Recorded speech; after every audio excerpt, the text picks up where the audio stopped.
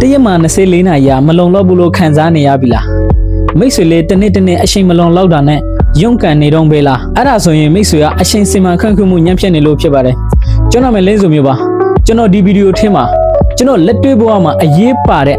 မဟာဗျူဟာကြားတဲ့အချိန်စီမံခန့်ခွဲမှု9ရက်ကိုမျှဝေပေးသွားမှာပဲဖြစ်ပါတယ်နံပါတ်1ကတော့ identify your priority ကိုဦးစားပေးလှုပ်ဆောင်ရမယ်အလုပ်ကိုရွေးချယ်သတ်မှတ်ပါ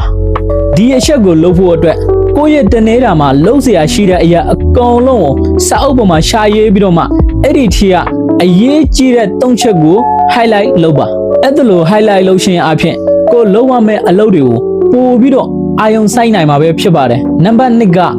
use time block ကိုလုံးဝမဲ့အလုပ်တွေကိုဘေးအချိန်ကနေဘေးအချိန်ထိလုပ်မယ်ဆိုတာကိုအချိန်ကန့်သတ်လိုက်ပါကိုလုံးဝမဲ့အလုပ်တွေထဲကဥပမာပထမလုံးဝမဲ့အလုပ်ကိုမနက်8နာရီကနေ10နာရီအထိဒုတိယအလုပ်ကို10နာရီကနေ12နာရီအထိတတိယဦးစားပေးအလုပ်ကို2နာရီကနေ4နာရီအထိစသဖြင့်အချိန်ကန့်သတ်လိုက်ပါဒီအချက်နဲ့ပတ်သက်ပြီးတော့ပါကင်ဆန်နေရာမှာလို့ခေါ်တဲ့နေရာမှာတစ်ခုရှိပါတယ်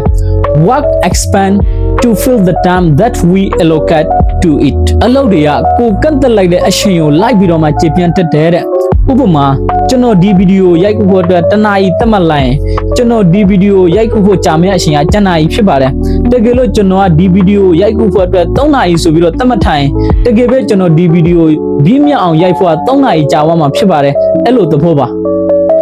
နံပါတ်3ကတော့ remove distraction ကိုအလုပ်လုံးမဲ့အချိန်မှာ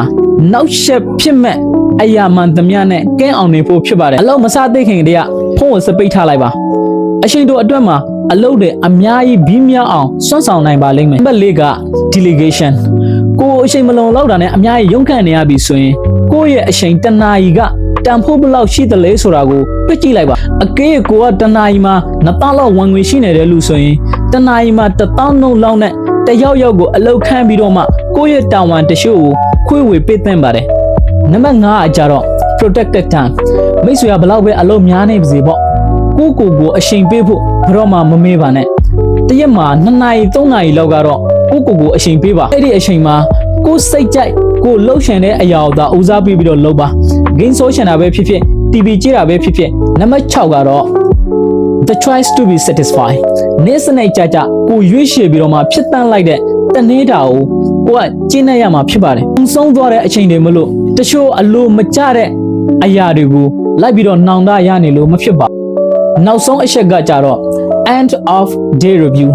မအိတ်သေးခင်အဲ့ရပေါ်မှာလေးပြီးတော့မှကိုယ့်ရဲ့တနေတာကိုဘလို့ဖြစ်တန့်ခဲတယ်လဲဆိုတာကိုပြန်ပြီးတော့ review လုပ်ပါဒီကနေ့အလုပ်ထဲမှာလုပ်ခဲ့မိတဲ့အမားတွေကိုတန်ခမ်းစာယူပြီးတော့လာမင်းမနေ့ဖြန်တိုင်းကိုအကောင့်ဆုံးစီမံပါဒီနေ့ဗီဒီယိုကတော့ဒီလောက်ပါပဲကြည့်ရှုမှုအတွက်အားလုံးကိုကျေးဇူးတင်ပါတယ်နောက်ဗီဒီယိုမှာပြန်ဆုံကြပါမယ်